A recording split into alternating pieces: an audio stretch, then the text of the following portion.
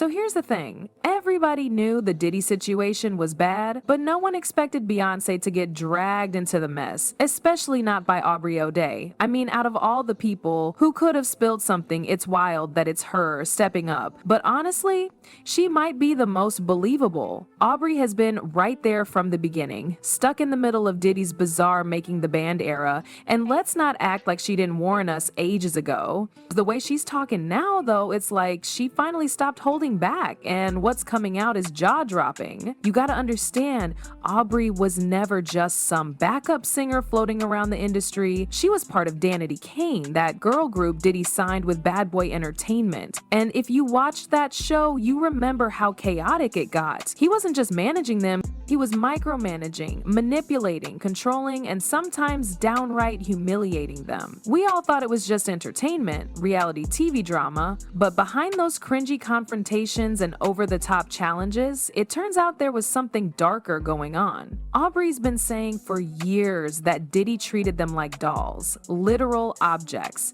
He'd comment on their bodies, shame them if they gained even a little weight, criticize their hair, makeup, everything. But what really hit different was when she talked about how he was actively turning the girls against each other. It wasn't just some accidental drama between bandmates, he was engineering it, creating tension so they wouldn't unite because if they were divided, they were easier to control. Like, that's not just toxic, that's calculated. But this isn't just about some music industry horror story. What makes it even more disturbing is what Aubrey revealed later about how Diddy tried to involve them in freak-off parties. Not asked, not suggested, tried. And when they said no, he'd lash out emotionally, verbally, and psychologically. She said straight up that she was pressured to do things that had nothing to do with music. That's when you realize, Danity, Kane wasn't just another failed girl group. They were victims. And Aubrey, she was the only one loud enough to start talking when nobody else would. Then it gets messier. Because while the world's been watching Diddy's empire slowly burn, especially after the Cassie video surfaced, Aubrey dropped a bombshell. Beyonce might have been involved too. Not in the same way as the Danity Kane girls, but still involved in the circle. And this is where the internet lost its mind. Apparently, back in the Making the Band days, when Diddy pulled that now infamous stunt, forcing a group of young men to walk 4 hours through New York just to get him a slice of cheesecake, it wasn't even his idea. Aubrey said it was Beyonce who wanted the cheesecake. He was just doing it for her. And instead of getting someone from her team to go grab it like a normal superstar, she let Diddy send these boys on a humiliating journey, then laughed about it on national TV. Now look, people have always speculated about Beyonce and Jay-Z's connection to Diddy. They've moved in the same circles for years, but no one really pinned her down as being that close until now. Aubrey's saying that Beyonce wasn't just in the room, she might have been in the middle of it all. And what really made people sit up though was what Diddy's ex-bodyguard Gene Deal said. This man was around everything. He said Diddy used to brag in the studio about how he was going to pass around the girls. That's not gossip, that's a witness. Gene heard it himself and even said there were other people in that studio who can back it up. And it's not like he's some random dude looking for clout. He's been calling Diddy out for years. So now imagine being Aubrey. You've lived through it. You've seen the manipulations, the parties, the NDAs, and suddenly Diddy tries to get ahead of the Cassie lawsuit by offering artists their publishing rights back, but only if they sign a gag order. Can't talk about Diddy, can't talk about Justin, can't even mention Sony or Bad Boy. He wanted silence and he wanted it fast. But Aubrey saw through it. She knew the songs weren't even earning real money anymore. She told the girls not to take the deal. She even said, I can get us a show on Hulu right now. And guess what? The rest of Danity Kane listened. They didn't sign, and that's why they can still talk. Now back to Beyonce. According to Aubrey, there's more than just that cheesecake story. She's hinting at private parties, secret meetings, and freak-off vibes that Beyonce may have been part of. One story in particular, about DaBaby being invited to a private event at Diddy's house, has people connecting dots. Diddy allegedly cleared out the house that night, keeping only a few people: Jay-Z, Beyonce, DaBaby, and a handful of others. What kind of party needs that kind of guest list and secrecy? DaBaby later told a story about how Beyonce personally came up to him, introduced herself like she wasn't Beyonce, and started chatting him up. That story on its own might seem innocent, but in the context of everything else we're hearing, people are side-eyeing it hard, especially with folks like Jaguar Wright saying it wasn't just a party, it was a freak-off initiation, that Beyonce was trying to seduce the baby as part of the whole messed up culture that Diddy was running. And if Aubrey is right, this wasn't just a one-time thing. She's suggesting that Beyonce and Diddy were involved behind Jay-Z's back, that Jay was the one who introduced them, but at some point they crossed a line.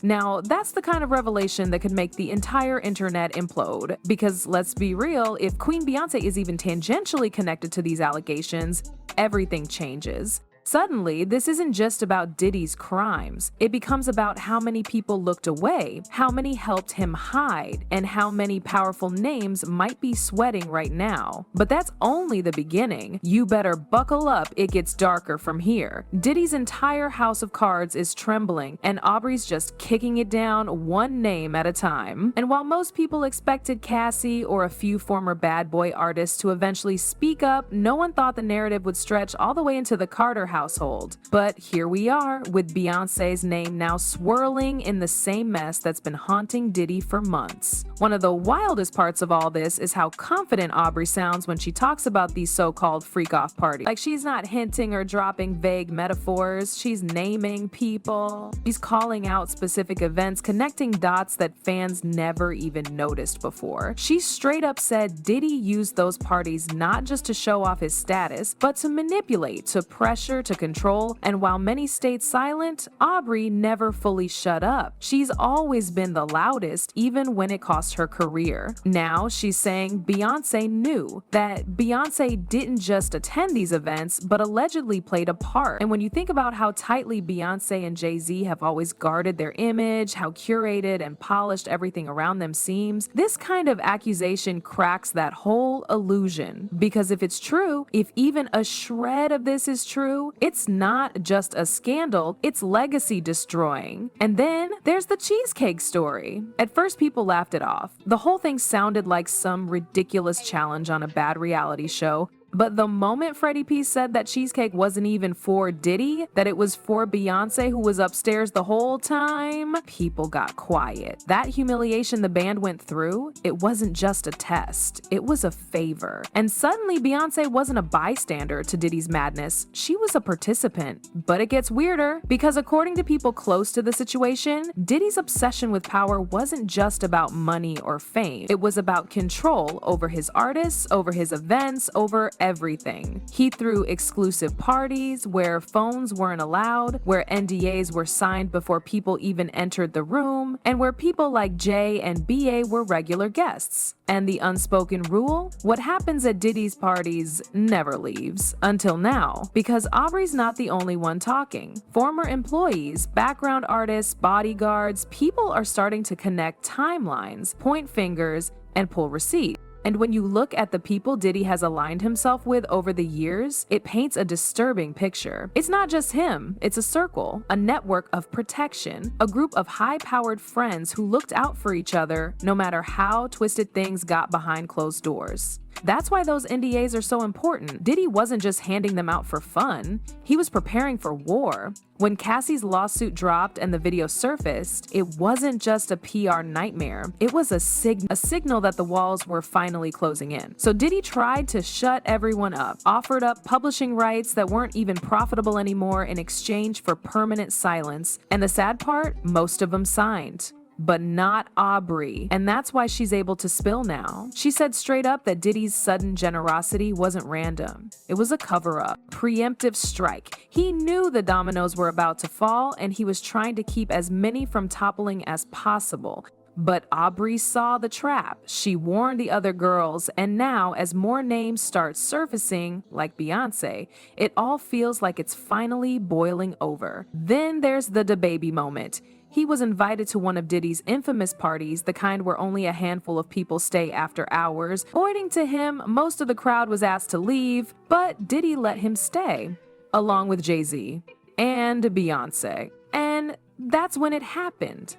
Beyonce approached him personally, introduced herself, started a conversation, and while on the surface that might sound like nothing, people who've been watching this situation closely say otherwise because, What kind of superstar walks up to a rising rapper like she's just a fan? Why was she still there when most guests were kicked out? What kind of energy was in that room that night? Some are calling it a freak-off setup. Others say it's all part of a pattern of power dynamics, seduction, manipulation, all hidden behind elite celebrity walls. And the freakiest part, no one even questioned it until now. Gene Deal, the former bodyguard, has been echoing all of this for years. He said the reason he left was because he couldn't stand what he was seeing anymore. The way women were passed around, the bragging, the disrespect, the calculated control. And now, hearing Aubrey describe similar things years later, people are finally starting to believe him because her story aligns too perfectly.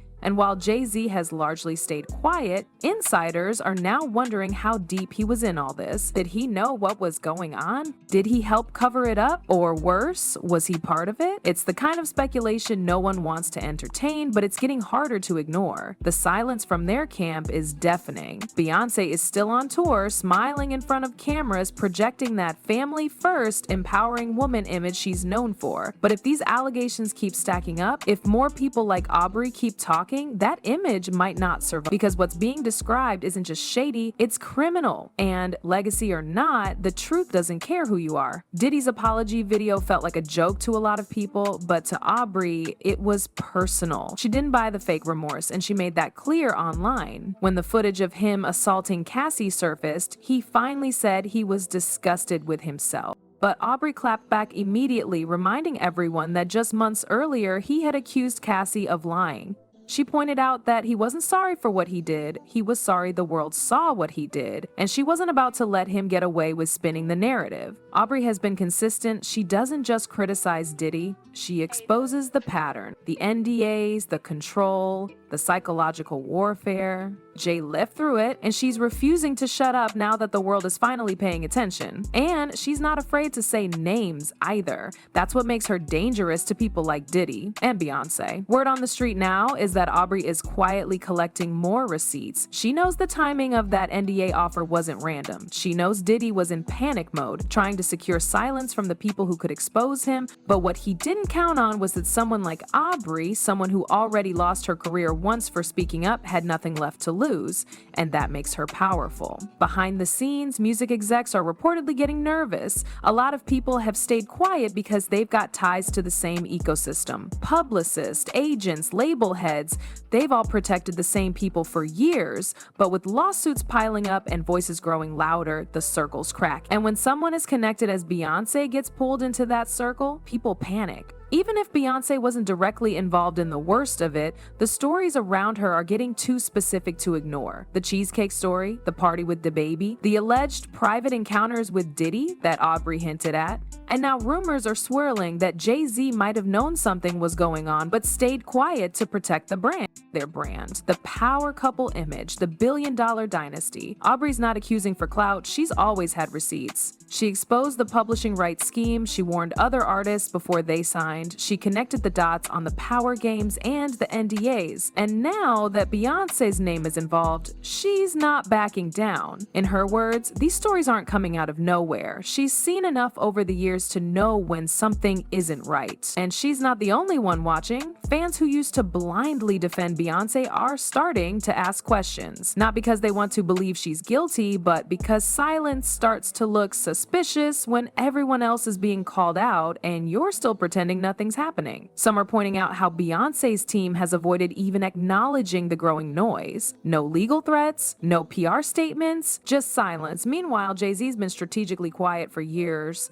When it comes to controversy, he plays the long game. But this might be the one thing he can't outrun. There's growing pressure for him to speak up about Diddy, about the parties, about what was really going on behind the scenes. Because if it turns out he introduced Beyonce to a situation that spiraled into something darker, that's not just bad optics, it's potentially incriminating. And then there's the speculation about why Beyonce's been so present lately. Some say her tour isn't just about the music, that it's a PR move to flood the media with positive coverage, to drown out the rumors, to keep her brand glowing while the lawsuits circle around her associates. One fan even pointed out how Jay-Z's been mostly absent from these appearances. She's showing up with the kids, with the glam squad, but not with him. It feels coordinated. Aubrey isn't stupid. She knows exactly how image management works, and that's what makes her statements so sharp. She's not just saying Beyonce's name for shock value, she's laying out a bigger picture. A system where power, fame, and silence work hand in hand, and in that system, the people who speak up are punished, while the powerful get protected, until someone finally refuses to play along. And Aubrey, she's done playing. There's talk now that a major documentary's in the works, not a fluff piece, a real expose.